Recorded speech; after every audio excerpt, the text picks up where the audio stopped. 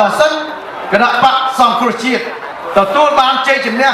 ក្នុងដំណើរការបោះឆ្នោតជ្រើសរើសតំណាងរាស្ត្រជ្រើសរើសនាយករដ្ឋមន្ត្រីអាណត្តិនេះតើគណៈបកសង្គ្រោះជាតិមានវិធានការយ៉ាងណាករណីរដ្ឋាភិបាលសពថ្ងៃ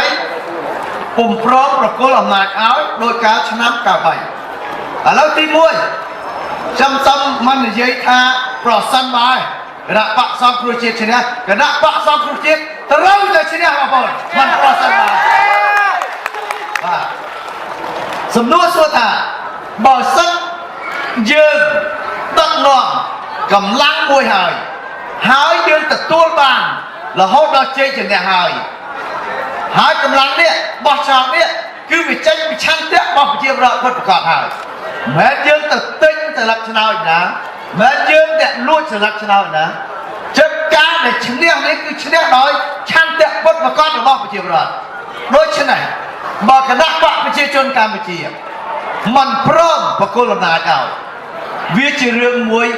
ល្អមែនតែនបងប្អូនល្អជាងបកគលអំណាចឲ្យទៀតមិនបាច់ខ្ញុំថាល្អជាងគឺគណៈបកប្រជាជនកម្ពុជាបើមិនបកគលអំណាចឲ្យជីវិតនយោបាយរបស់គណៈបកប្រជាជនកម្ពុជាគឺចប់បងប្អូនចប់ហ្មងបាទជីវិតកុម្មុយនីសគឺចប់នៅស្រុកខ្មែរហ្មងបង